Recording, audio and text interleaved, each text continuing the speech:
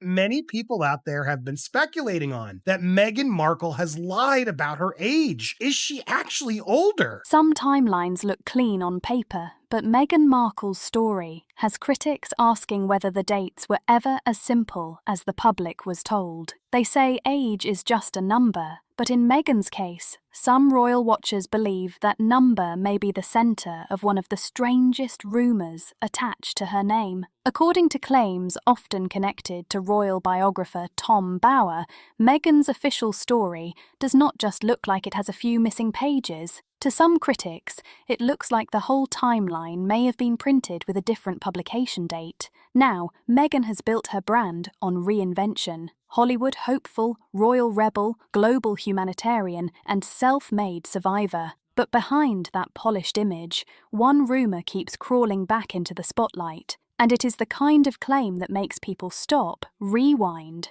and ask what they really know about the woman behind the perfect smile. The twist no one expected is this. Some critics believe Meghan's birth year may not match the version the public has accepted for years. It allegedly started with an old issue of 17 magazine from 1997, where Meghan Markle was reportedly listed as a 21-year-old student from Los Angeles. At first, that sounds harmless. A magazine caption, a young woman, a glossy page, nothing too deep. But then royal watchers started doing the math, and that is where the whole thing got messy fast. If Meghan was listed as 21 in 1997, that would place her birth year closer to 1975 or 1976, not 1981. That would mean Meghan would be much older than the official age many biographies and royal profiles have repeated for years. Not 44 in 2025, not forever 30-something. They want to hide their secrets, and I just love digging away to find out what they don't want us to know. This is a copy of 17 magazine. It was published in March of 1997. In it, it mentions our Megzy from Los Angeles and that she was 21 years old at the time of publication. That would make her birth year at around 1976. But closer to 50. And once that question hit the internet, the rumour machine went straight into overdrive. But wait, it gets even wilder. Her own father, Thomas Markle, has made comments over the years that critics say do not always line up with the clean public version of her childhood and early career. Some industry insiders have also whispered that Meghan may have shaved off years to fit the Hollywood mold, where youth is treated like currency and every birthday can cost an actress a role. And through all of this, the palace stayed quiet. That silence only made people talk louder, because once you start questioning Meghan's timeline, every photo, every milestone, every interview, and every carefully staged smile starts to look a little too polished. So this is not just about a number.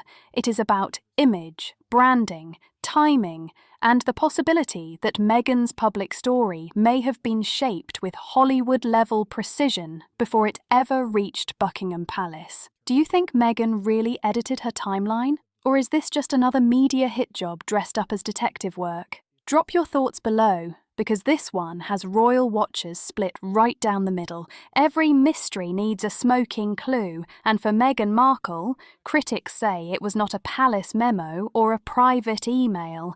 It was allegedly a glossy page from a 1997 issue of 17 magazine.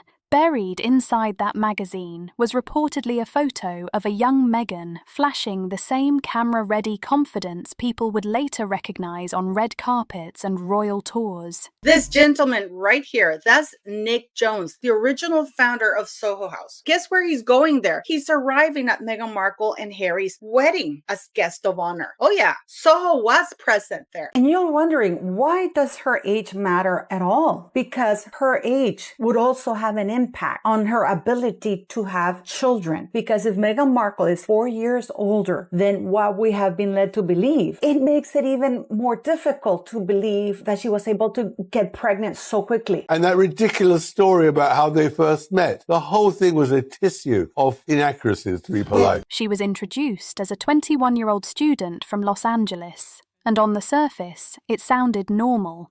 until people realised that according to the official timeline, Meghan should have been 16 in 1997. That single printed number turned the internet into a full-blown forensic lab. Reddit threads lit up, royal watchers grabbed calculators, and critics began treating that caption like it was a hidden clue in a palace mystery. The phrase that kept spreading was simple: "The math doesn't lie." If the magazine was accurate, Meghan was not born in 1981. She would have been born closer to the mid-1970s, which changes the way people look at her early Hollywood years. When she was auditioning for her first roles, she may not have been a fresh young starlet in her 20s, but a woman already pushing toward 30. And in Hollywood, age is not just a detail. It is power, access, and market value. A few years can decide whether someone gets seen as new talent or someone the industry already thinks has missed her window. That is why this rumour hits so hard.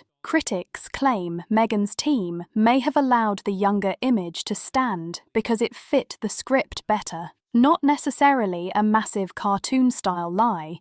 Her father claims that she was born in 1981. So if she was born in 1981 when Yasmin did that commercial, and like in 1997, she would have been 16 years of age, not 13. When I was just 11 years old, I unknowingly and somehow accidentally became a female advocate. A pivotal moment reshaped my notion of what is possible. She claims that she was 13 years of age when she started to work for Humphrey Yogurt, in spite of the fact that Humphrey Yogurt has said that they have never employed anybody aged 13. But a creative edit, the kind of image Polish Hollywood is famous for, and here is where things get suspicious to the people watching closely. The magazine detail was never loudly corrected, never fully explained, and according to critics, it became harder to find over time. Some claim copies disappeared from online spaces, while no major public explanation from 17 ever came forward. Was it just a mistake that got forgotten, or was it an inconvenient little detail that quietly vanished before Meghan became royal-level famous?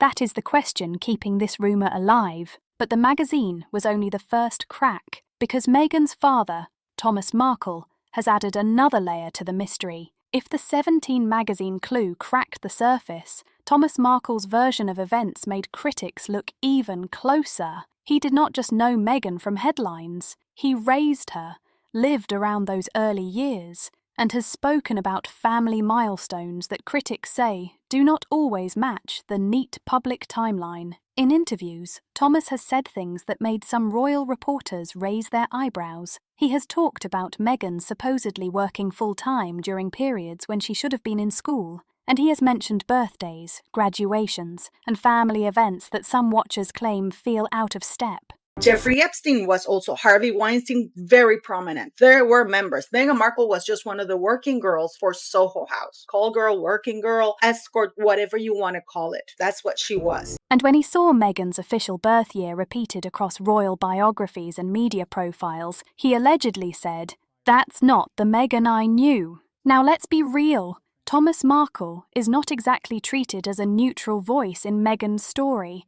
Their relationship has been messy, public, and painful, but even people who question his motives admit that old family photos, school forms, work records, and personal memories can raise questions when the dates do not seem clean. That is why critics keep circling back to him. If the magazine made people wonder, Thomas made them dig deeper. And in scandal culture, once family memories start clashing with official biographies, people do not let it go. Then came the neighbourhood whispers. Some reports claimed that people from Meghan's old Los Angeles circles remembered her as older than the official story suggested. One alleged tabloid quote said, "She was always older than she said." That line became the spark for what royal watchers started calling agegate. She was always older than she said sounded too sharp, too casual, and too loaded to ignore. Whether it was true, exaggerated, or just neighbourhood gossip,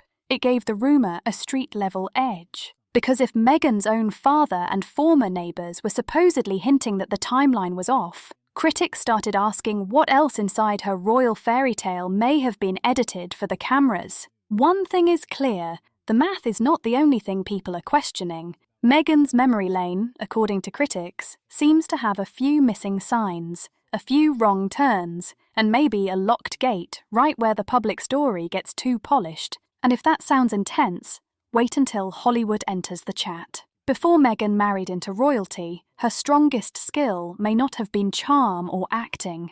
Critics say it was rebranding. Hollywood is brutal about age. Actresses do not just lose roles because of bad auditions. They lose roles because of birth dates, casting labels, and whether the industry still sees them as fresh. Women in their 20s get called exciting and full of promise, while women in their 30s are often told to shift lanes before they are even finished proving themselves. So, when Meghan's resume and early bios allegedly showed age confusion, insiders did not see random error. They saw strategy. They believed Meghan understood the game and sold herself as a fresh new face, even if she had already been grinding for years behind the scenes. She knew how to package herself, smiling, poised, polished, and always ready with the perfect answer. To casting directors, she could look like a new discovery. To agents, she could be pitched as someone still rising. And to the public, she could later become the modern Cinderella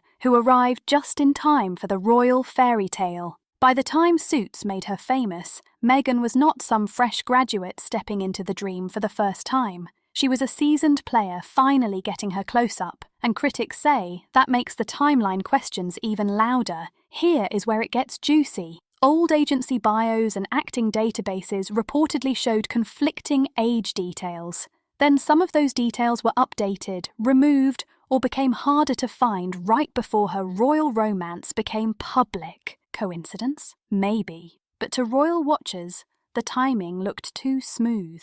By the time Meghan walked down the aisle, the world was not being sold a complicated Hollywood veteran with years of hustle behind her. It was being sold a 30-something Cinderella story with clean lines, soft lighting, and a palace-approved glow. Meghan did not just play the Hollywood game, critics say she mastered it. Then she carried that same image control strategy straight into Buckingham Palace. But when the crown meets the casting call, the truth always finds a crack. And in Meghan's case, critics believe those cracks were about to become craters. When Meghan Markle stepped into the royal spotlight, the world thought she had left Hollywood behind. But what critics believe she really brought with her was the full PR playbook. And suddenly, even the palace seemed caught inside a story where every detail had to be cleaned, softened, and adjusted for image clarity. Here is where things get royally weird. Meghan's official timeline, the one printed on palace materials,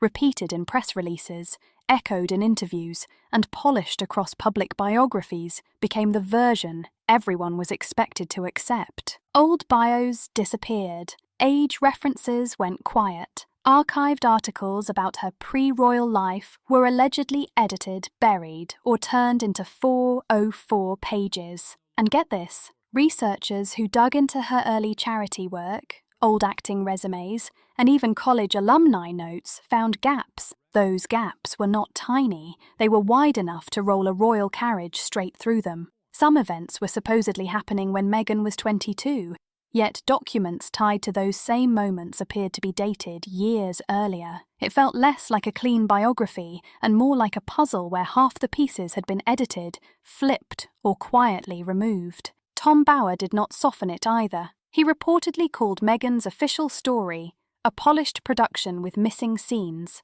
and that phrase hit hard. To critics, it sounded like someone had been trimming the script, cleaning up awkward details, and leaving only the version that looked best under royal lighting. But here is where it gets messy. The palace may know how to stay silent, but the internet does not forget. Every edited bio, every scrubbed record, every missing profile, and every old article that suddenly becomes hard to find leaves a trail.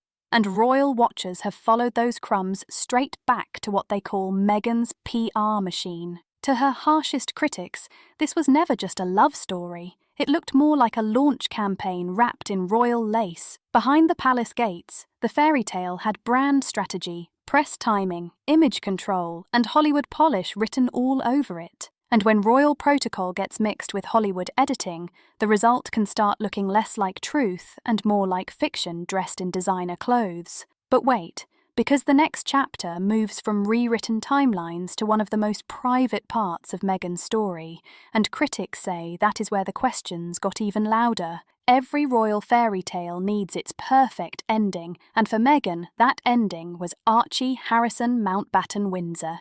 His arrival was presented as the moment that sealed her royal life, turning the story into a glowing family portrait. But critics say the public version of Archie's birth sounded less like a simple family moment and more like a carefully polished media script. According to palace statements, everything around the birth was private, calm, and controlled. The image was soft and perfect. A happy mother, a proud father, a discreet hospital, and almost no drama. But behind that clean version, rumours started swirling, and some critics claimed the timeline raised more questions than answers. Tom Bower and a few unnamed voices reportedly questioned parts of the story, including the timing, the privacy, and how quickly everything seemed to move. Some pointed to the fast public appearance afterward, saying the timeline looked unusually smooth for such a major royal family moment. Then came the photos.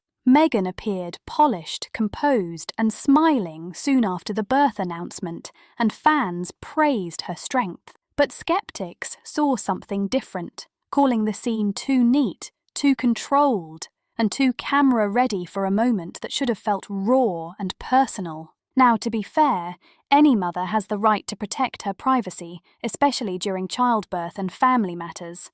But royal watchers argued this was not just any private family moment. This was a royal birth, connected to titles, public records, and the image Meghan and Harry were building together. That is why some critics started asking whether the secrecy was really about privacy or about control. Control of the image, control of the timeline, control of the public reaction, and maybe even control of the bigger age story that critics believe followed Meghan for years. But hold on. Because if even the motherhood timeline gets questioned by royal watchers, what does that say about the empire Meghan built after leaving the palace? By the time she crossed the Atlantic, she was not just stepping away from royal duty. Critics say she was stepping into a whole new business model. From the moment the engagement ring hit the cameras, Meghan's Hollywood instincts seemed to switch back on. This was not only about tiaras and palace balconies. To critics, this was about trademarks, platforms, media deals, and turning royal drama into market value. Look closely, and the pattern becomes clear. One week, Meghan was framed as the humble outsider surviving palace coldness. The next, she was the fearless activist changing the meaning of royalty. Every outfit, interview, photo walk, and timed appearance seemed to move like part of a polished rollout. Critics call it the Markle method. Turn every headline into a character arc. Criticism becomes courage, mistakes become misunderstandings, and silence becomes a strategic pause. When public opinion drops, here comes the charity appearance, the podcast tease, or the emotional interview clip. Even the Oprah interview, to critics, felt less like a spontaneous confession and more like a full relaunch. The lighting, pacing, language, and emotional pauses felt too perfect to be accidental. Meghan was not just answering questions, they said. She was rebuilding the brand in real time. She dropped palace life the way a company drops a failed logo.